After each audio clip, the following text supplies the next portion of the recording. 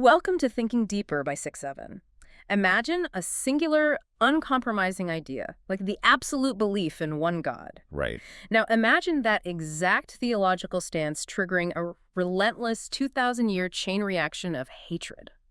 Our mission for this deep dive is to trace how a fundamental friction over the concept of the divine shapeshifted through human history. It really is a massive, complex shift. It is. We are going to look at how it started as religious defiance against a polytheistic empire, morphed into bitter theological family feuds, twisted into economic scapegoating, and eventually, horrifyingly, stripped God out of the equation entirely to become the godless, chilling, biological pseudoscience of the 20th century. It's a heavy topic for sure. Yeah, definitely. And before we trace how human beings went from warring over theology to warring over biology, a quick reminder, if you like my channel, please subscribe and press the like button. And just to set the ground rules for today, we are looking at some incredibly dark historical texts. Yeah, we really are. So our job today isn't to validate the prejudices in these ancient sources or to take any political or religious sides whatsoever. We're simply acting as forensic historians. We're impartially laying out the original texts to see exactly how this machinery of hatred was built. Right, just looking at the blueprint. Exactly. We are here strictly to convey the ideas contained in the original source material and analyze how this narrative evolved over centuries. Okay, let's unpack this. We are starting at the absolute beginning of this written historical conflict flow, and it kicks off with a massive clash over the concept of God versus the ultimate ancient superpower, which is, of course, the Roman Empire. The absolute juggernaut of the ancient world. Yeah, exactly. When we look at Rome, we see this incredibly pragmatic, ruthless machine. So how did an empire that vast manage the sheer number of, different religions among the people they conquered? Well, Rome utilized a highly effective brand of religious tolerance as a tool of empire. It wasn't tolerance out of the goodness of their hearts, Right. If you were a conquered Egyptian or Greek, you could bring your entire pantheon of gods into the empire as cultural baggage. It was basically a brilliant way to keep the peace. So they were pretty flexible then. Very flexible. You could worship whoever you wanted, Yeah. but there was a non-negotiable term of service. You had to also show absolute, unquestioning loyalty to the deified emperor. Participating in the imperial cult was mandatory. Okay, thinking about how this actually functioned, it's kind of like a massive corporate merger today. Oh, that's a good way to look at it. Right. Rome is this giant conglomerate buying up smaller companies. They tell the newly acquired employees, hey, keep your old office decor, worship whoever you want on the weekends, but you must adopt our new corporate culture and pledge allegiance to the CEO. Exactly. It was a loyalty pass. And then there's this one tiny department, the Jewish people, that absolutely refuses. They point to a prior unbreakable contract they signed with a single higher authority. They literally couldn't compromise. Yeah, they literally cannot comply because their entire worldview is based on having only one God who stands above all others. They refused images, they refused statues, and they definitely refused to worship a politician in a toga. And to the Roman mindset, refusing the imperial cult was refusing Rome itself. It wasn't viewed as a quirky spiritual preference. No. No, it was political rebellion disguised as faith. The Roman historian Tacitus wrote about them with utter contempt. He called them stubborn and arrogant, simply because they refused to assimilate into this polytheistic system. Wow. Yeah, I mean, they rested on Saturdays, they followed strict dietary laws, and they flat out refused to mix their theology with Rome's. So was Rome's hatred actually about God, or was God just a proxy for political control? What's fascinating here is that it's a volatile mix of both. For Rome, the fear of the unassimilable different combined with absolute imperial power, creating the foundational blueprint for persecution. Because they just wouldn't blend in. Exactly. Because the Jewish people wouldn't compromise their one God, the concept of them as a permanent foreign body within the empire was born. They became the ultimate outsiders conceptually. Which Rome hated. Right. The Romans simply didn't know how to handle a group that wouldn't spiritually surrender. By 1980, Emperor Tiberius actually expelled them from Rome, using the excuse that their faith was corrupting Roman citizens. So if the Roman expulsion set the stage, what was the breaking point where the Jewish people were permanently exiled from their homeland? The absolute fracture point was the Bar Kokhba revolt between 132 and 136 AD. It was the last massive, desperate attempt by the Jews to free their land from Roman control. And it didn't end well. It was apocalyptic. When the rebellion failed, Rome's response was brutal. Jerusalem was systematically destroyed. The Jewish people were officially expelled from their own city. Their religious practices were banned under pain of death.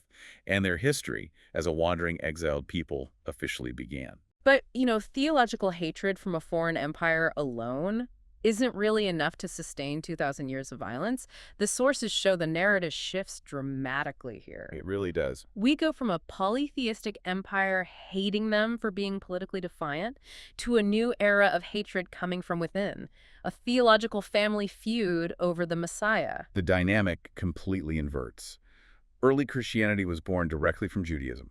I mean, the first followers of Jesus were Jewish. Right, they read the same texts. Exactly. They read the same scriptures in the synagogues. They celebrated the exact same festivals.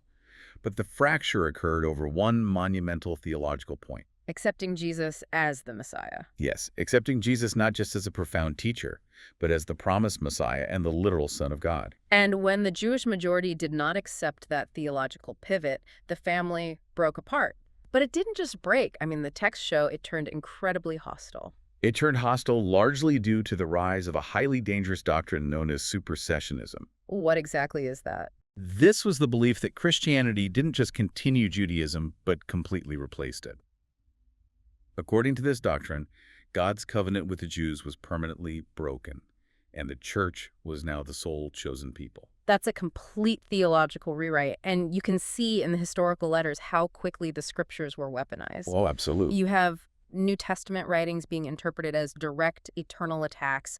You have figures like St. John Chrysostom, a massive authoritative leader in the early church, publicly labeling Jews as impious and enemies of God. It escalated so fast. It really did. It wasn't just a scholarly disagreement over scripture anymore. They were actively being cast as the cosmic villains in God's story. And this theological hostility soon codified into the daily laws of everyday citizens. By the 2nd century, the Council of Elvira legally segregated Christians and Jews. Legally segregated them. Yes. The law dictated you weren't allowed to marry them or even sit down to share a meal with them. The separation was institutionalized by the highest authority of the church. Here's where it gets really interesting. Or rather, there's a massive contradiction here that I'm struggling to wrap my head around. What's that? You have a religion, Christianity, that is fundamentally built on preaching love, forgiveness, turn the other cheek. Yet, it somehow made a violent, bloody exception for the very people of its own founder. Because fast forward to the late 11th century, and Pope Urban II calls for the First Crusade. Right. And the intended target of the Crusades, from the church's perspective, was Muslim control of the Holy Land. But that's not what ended up happening in Europe. No. Many crusaders, fueled by centuries of this supersessionist theology, decided to start their holy war early, right in their own European backyards. As they marched toward Jerusalem, they deliberately detoured to attack Jewish communities in cities like Worms, Mainz, Cologne, Metz, and Speyer. And the historical accounts of this are horrifying. Even when local Christian bishops actually tried to hide and protect their Jewish neighbors, the crusading mobs just ignored the bishops and slaughtered thousands. They gave them a terrifying choice. Yeah, conversion to Christianity or immediate death. Which makes me ask, how does theological hostility, literally arguing over the interpretation of ancient scripture, so quickly justify literal murder? This raises an important question about human psychology. When you successfully label a group as killers of Christ or enemies of God, you are fundamentally stripping away their humanity. They are making them monsters. Exactly. You place them completely outside the bounds of moral consideration. If someone is the ultimate enemy of the divine, any action against them feels justified, even righteous. Theological differences became the ultimate, unassailable excuse to bypass the human conscience. But to keep that violent momentum going for centuries, you have to tie hatred to something people care about every single day. Like money and survival. Exactly. Once you establish a group as divine enemies, it becomes incredibly easy to blame them for mundane earthly problems. The hatred in our sources drops from the spiritual realm into the economic and the conspiratorial. Let's talk about the blood libel. Right, so we entered the Middle Ages, and the theological hatred provides fertile ground for the ultimate scapegoat mechanism. In 1144, in Norwich, England, a young boy is found dead. Okay. With absolutely zero evidence, a monk accuses the local Jews of murdering the boy to use his blood in religious rituals. It's completely fabricated. The rabbis denied it, the evidence didn't exist, but the lie just went viral. Why? because rulers and monarchs saw an incredible opportunity in these hysterical It was lives. incredibly convenient for them. It really was. If the public believed the Jews were evil, the rulers could confiscate Jewish property, seize their wealth, and conveniently erase any debts owed to them. It was a calculated economic power grab disguised as religious outrage. And then the church steps in again in 1215 with the Fourth Lateran Council. What did they do? They forced Jews to wear distinctive clothing so they could be easily identified and avoided, which leads directly into a devastating systemic economic trap. Because of the banking laws, right? Right. Yes.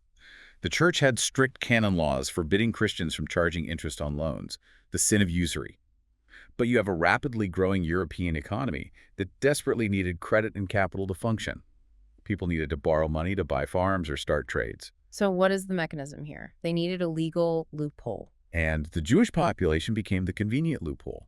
Yeah. Because they were not bound by Christian canon law, and because they were already legally banned from owning land or joining traditional trade guilds, Christian monarchs essentially forced them into the dirty work of money lending just to survive. By deliberately cornering them into this specific, highly unpopular economic niche, society birthed the stereotype of the greedy, corrupt Jewish banker. And this stereotype was physically reinforced in the environment. Oh yeah, the architecture. You can still see sculptures on old European churches called the Judensaw, which depict Jews in obscene acts with a pig. It was architectural propaganda designed to provoke visceral disgust every time a peasant walked into church. Trapped economically, hated theologically, and then the 14th century hits, and the Black Death sweeps across Europe. This is where the psychology gets truly terrifying. Yeah, a plague is wiping out millions. And instead of looking at sanitation, people panic. The rumor starts that the Jews are poisoning the communal wells. And there is a chilling irony here in the sources. Hygiene practices. Yes, the very thing that kept Jewish communities slightly safer from the plague, their religiously mandated hand-washing, hygiene, and burial practices, was the exact visual evidence the mob used to, quote-unquote, prove they were practicing dark magic. It's horrific. Imagine you're a terrified peasant in 1348, you see your neighbors dying, but the insular community down the street isn't dying quite as fast. The reaction was apocalyptic. We have records of a man named Emma being brutally tortured on the rack until he confessed to contaminating water sources. Just a scream-induced false confession. And that false confession was all the mob needed. In Strasbourg alone, nearly 900 Jews were burned alive in a single public square. Entire communities in Basel, Zurich, and Geneva were exterminated. Wait, but Pope Clement VI actually issued papal bulls explicitly defending the Jews. He formally declared, stop, they are dying from the plague too, they aren't poisoning the wells. He did try to stop it. But the people completely ignored the head of their religion. I'm expressing utter disbelief here. How do you ignore the Pope when you are supposedly doing this in the name of God? Because fear overrides authority. It reminds me of modern internet witch hunts. A retraction doesn't matter. The truth literally doesn't matter. The only thing that matters is the virality of the fear. And it wasn't just the Pope, right? The Duke of Milan also tried to protect them. Yes, the Duke of Milan protected them, but purely for economic reasons, not moral ones. But generally, when a society is profoundly terrified, like during a catastrophic plague, logic completely dies. They just want someone to blame. The mob doesn't want a scientific explanation. It wants a tangible target. The staggering reality is that nearly 60% of European Jews died during the plague years, but mostly from the flames of the mobs, not from the disease itself. Hatred had just become an automatic habit. Okay, so we've seen hatred driven by the Roman political machine, by church theology, by economic scapegoating, and by plague paranoia. So what happens when Europe modernizes? We get to the 19th and 20th centuries. The Enlightenment happens. Everything changes, supposedly. Right. Religion takes a backseat. Atheism, secularism, and science take over.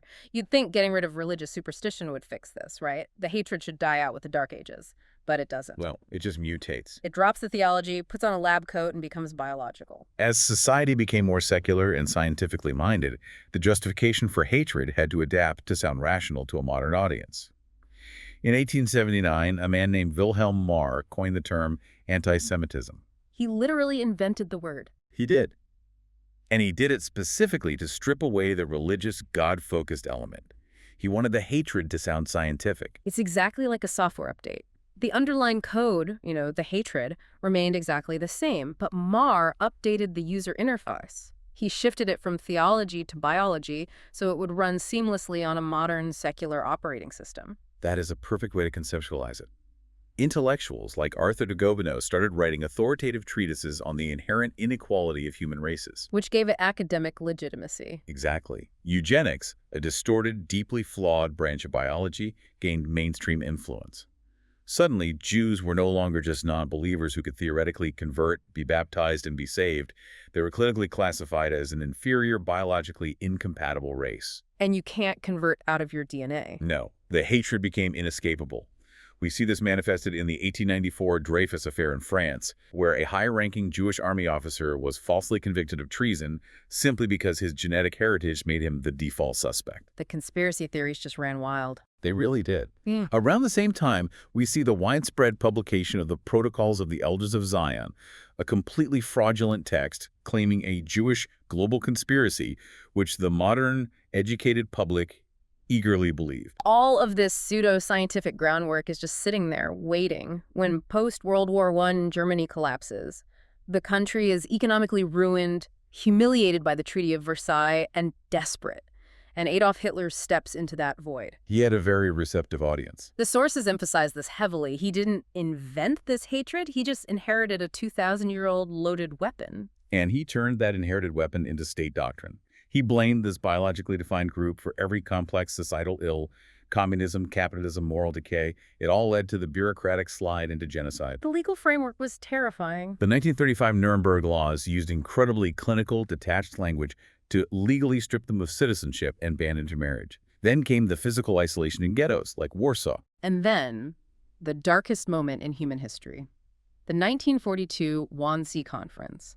This wasn't a mob with pitchforks. This was high-ranking government officials sitting around a conference table drafting the final solution. It was horrifyingly methodical. How did the bureaucracy function to allow this? The language of these policies was specifically designed to clinically detach the perpetrators from the reality of murder. They used words like evacuation or special treatment to mask the industrial machinery of death. Masking the reality of places like Auschwitz. Auschwitz, Treblinka, Sobibor, Majdanek.